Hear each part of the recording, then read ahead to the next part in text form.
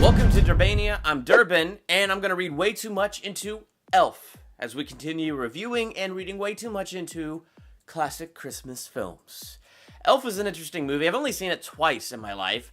I can't remember if the first time I saw it on the big screen or I saw it on video. Probably on video, because when I was watching it this time for this reading way too much into, I had no memory of the ending whatsoever. All those people singing Santa's Sleigh in Central Park, no memory of that. I remember Will Ferrell eating gum. You know, people chewed up gum all over the place. I probably remembered that because that was disgusting and seared into my mind for all time.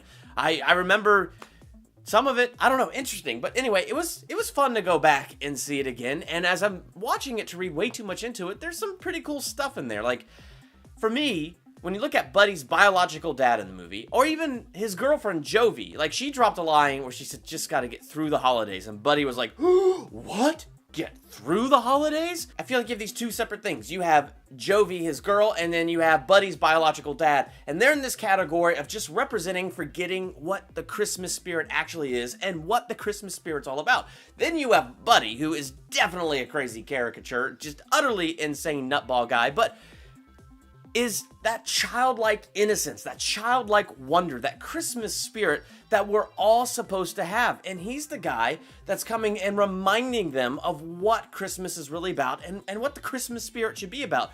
Now, as I'm reading way too much into that, I think I've described about 99.9% of all Christmas movies that come out just about every year. Because every Christmas movie you can take a look at and say, yep, it's about believing, it's about remembering the Christmas spirit. But have we ever stopped to ask why these movies keep coming out so much? I think I know why. Because even me in my life, sometimes I hit Christmas time and all I'm thinking is, it's in the way. I got all this work to do and now I gotta go do that. Okay, whatever, spend a ton of money and fly somewhere far away and then come back and then get right back into the swing of work. And, you know, sometimes that feeling happens even in me. And so I think that's why Hollywood keeps capitalizing off of these type of Christmas movies, because there's that level where they speak to us. Even if we feel like the movies are particularly cheesy, corny, hallmarky, or whatever, there's something in that message that resonates with us, because I think at one point or another, sometimes we all just get really busy and we forget the meaning of the holidays. I mean, think about this. You have Christmas falling right smack dab in winter, during some of the shortest days of the year, and if you don't live in California or Florida or somewhere warm, some of the coldest times of the year, where we are celebrating the brightest light that has come into the world. And yet, Christmas so easily becomes about Black Friday deals. It so easily becomes about buying this gift or buying that gift. It becomes so easily about getting this amount of work done and that amount of work done and you know, all that stuff. It easily becomes something that just kind of gets lost in the shuffle.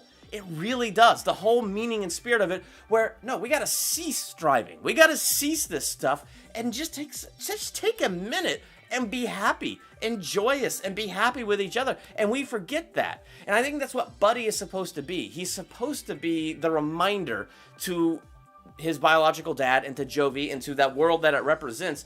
He's that reminder of, this is what Christmas is really, truly supposed to be about, and this is what the season's supposed to be about. But see, this is also where you got to be careful, because they influence each other. Yes, Buddy starts to influence them in the right way, but because they have their world, they have their system, they have what works for them, it's irritating what Buddy does. And as they push back against Buddy, you see by the end of the movie where he's all sad and it looks like he's about to jump off the bridge, even though he's not going to jump off that bridge in New York. We all know that. But he's lost faith in himself. He doesn't belong to the elf world. He now knows that, being a human. He doesn't belong to the human world because his own biological father said, get out of my life. I don't want you here at all, and pushes him out. It has impacted him in that negative way. And I think what's amazing is how much we humans could truly influence each other for positive or negative. I think we need to be lights and influence others in the best possible way. But even those who are very, very negative, it can still impact us. And so I think we have to be careful to guard our hearts above all things. For me, as we get into Christmas season, it really is about celebrating the greatest light that has ever entered the world, where Jesus came into this world where he didn't have to. He came in a very dark time in human history, bringing a very bright light and then calling us these lights on a hill and that should not be covered, and that we need to influence in a positive way and bring light into a dark world. And I think that's what we need to remember this Christmas season. I think Hollywood movies would be a lot different if we started remembering what Christmas is really about. The brightest light that came into the darkest world to brighten every single one of our lives. So I guess that's my Christmas challenge, not just to you, but even to me. That as we get into this Christmas season, to cease striving and remember the joy that came into our world on Christmas Day, embrace that joy and let it in our hearts and enjoy it for the sake of enjoying it. If you saw Elf, what are your thoughts on the movie? What did you read into it? Let me know in the comments while you're there. Hit that subscribe button and become a Durbanian. Check out past videos like Sean Chandler. He joined me. If you haven't checked out his channel, Sean Chandler Talks About, I think you should. It's a fantastic channel. He joined me last week as we read way too much into Star Wars Episode 7. That was a fantastic time. Going to have a 2-part Smallville talk with Jared. Jared came in here not too long ago as we talked about the other WB shows, and Jared's going to be back, and we're doing a 2-part video right after Christmas, diving into all 10 seasons of Smallville. I'm excited for stuff like that. Laura and I are going to do our top 5 favorite movies of the year, our top 5 worst movies of the year. All kinds of great videos coming, so hit the subscribe button. Be on top of that. I'm Durbin. Thank you for checking out Durbania.